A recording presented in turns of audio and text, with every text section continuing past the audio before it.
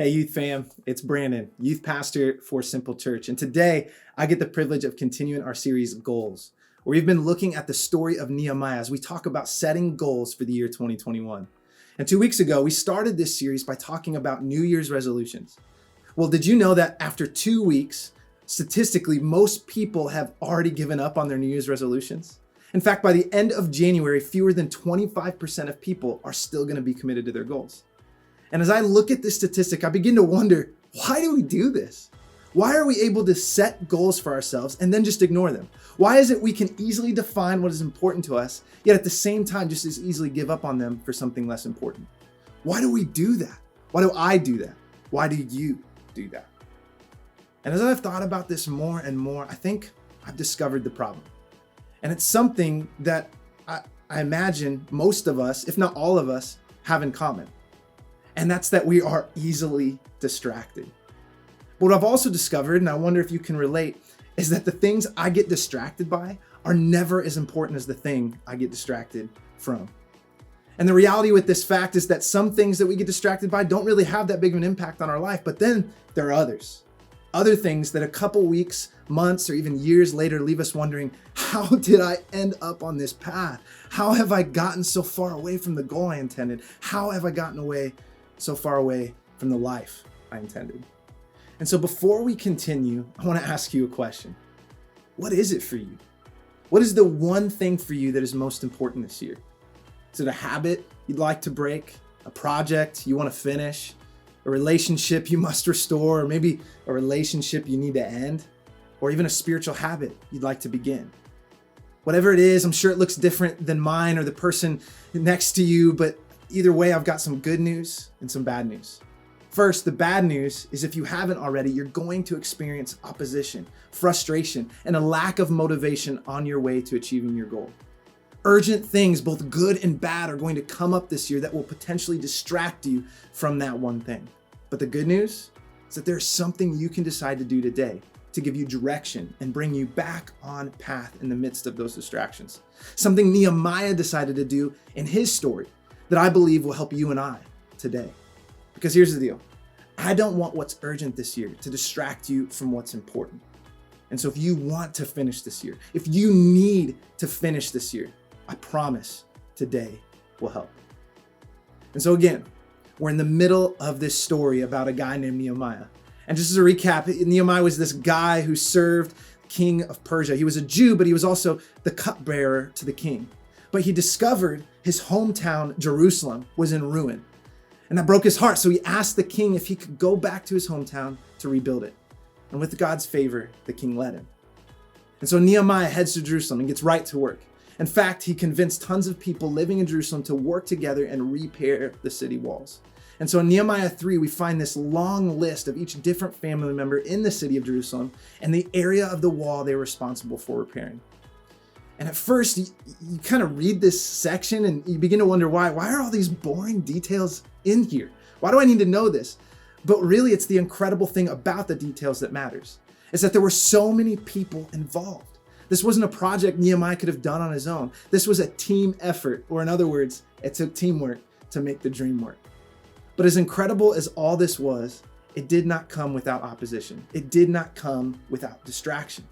In fact, not a chapter later, we learn about this guy named Sanballat. You can think of him as the villain, Nehemiah's arch nemesis, because you see him and others had been benefiting from Jerusalem being in shambles. They'd been taking advantage of the people living there, and they didn't want that to stop.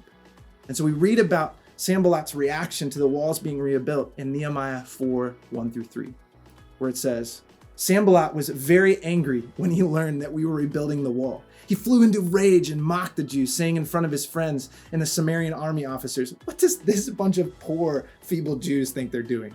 Do they think they can build the wall in a single day by just offering a few sacrifices? Do they actually think they can make something of stones from a rubbish heap, and charred ones at that?" Tobiah the Ammonite, who was standing beside him, remarked, "That stone wall would collapse even if a fox walked along the top of it." Now I wonder, how would you respond to this? I know how I'd respond. I would say something back. I would fight back. Those are fighting words, right? Sanballat and his thugs can't talk to me like that. It's urgent that I let them know they're wrong. But check out how Nehemiah responds.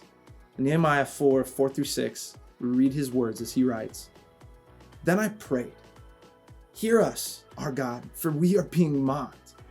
May their scoffing fall back on their own heads, and may they themselves become captives in a foreign land. Do not ignore their guilt. Do not blot out their sins, for they have provoked you to anger here in front of the builders.' At last, the wall was completed to half its height around the entire city, for the people had worked with enthusiasm." And so we see here that Nehemiah faced opposition from people who didn't want him to succeed.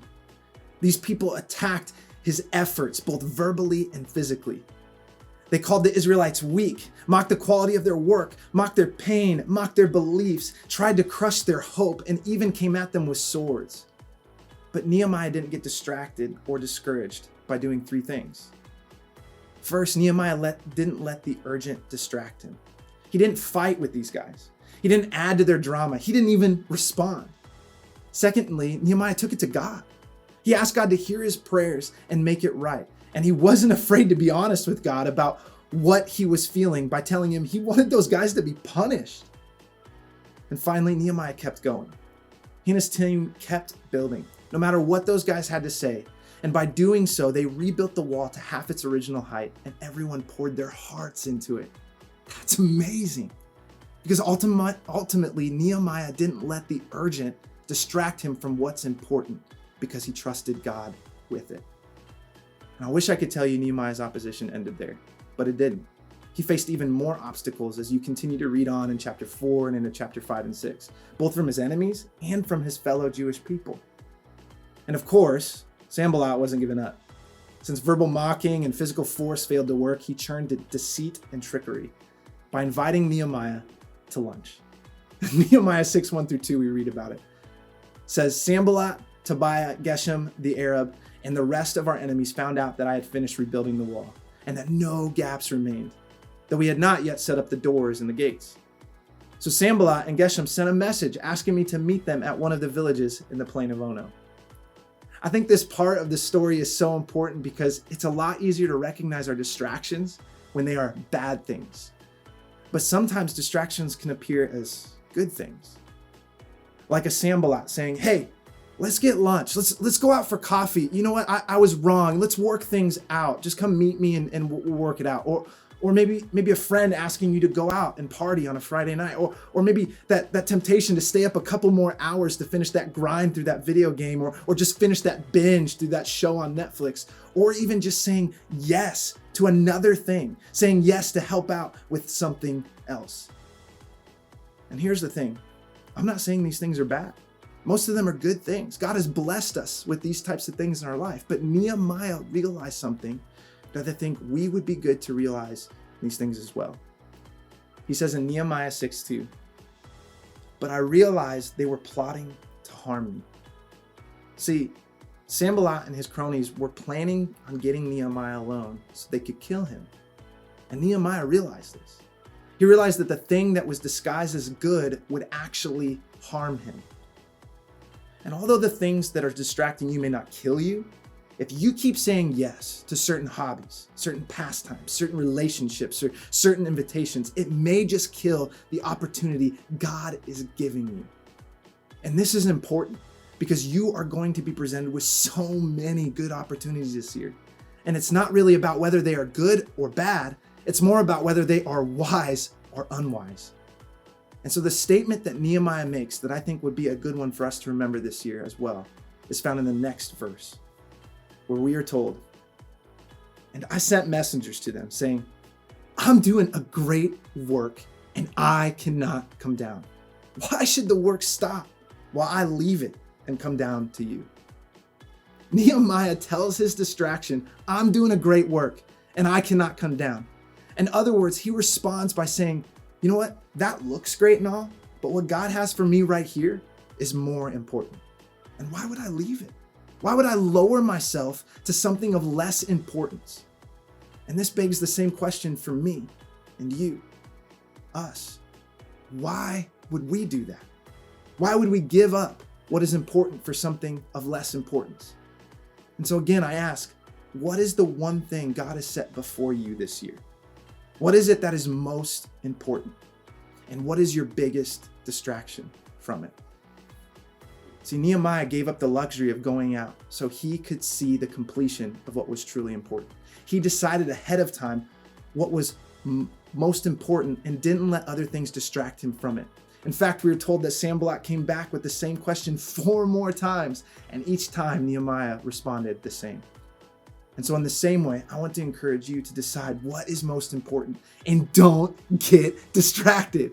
The next time you face opposition or distraction, repeat to yourself, I am doing a great work and I cannot come down. Say it now. I am doing a great work and I cannot come down. Put it somewhere where you'll see it every day and repeat it. I am doing a great work and I cannot come down. Because here's what I know. There is a great work for you to do this year. God has gifted you and has you here for a purpose. He has a goal for you. But not only that, God will give you the strength to see it through. I don't know if you noticed or not, but there are no miracles or acts of God found in the book of Nehemiah. But instead, God working through Nehemiah to complete an amazing God-sized goal. And all it took was Nehemiah pre-deciding he would stay committed to God and the goal that God had set before him. And God can work through you too. In fact, he wants to. Just like Nehemiah, you won't be without opposition or distraction this year. But also like Nehemiah, you can take confidence knowing that no matter what distractions or oppositions the world throws at you, God gives us strength to pursue God-sized goals. All that is required of you and me is to make a decision ahead of time, to decide we will stay committed to God and committed to the goal he has for us, to respond the same way Nehemiah did. I am doing a great work and I cannot come down.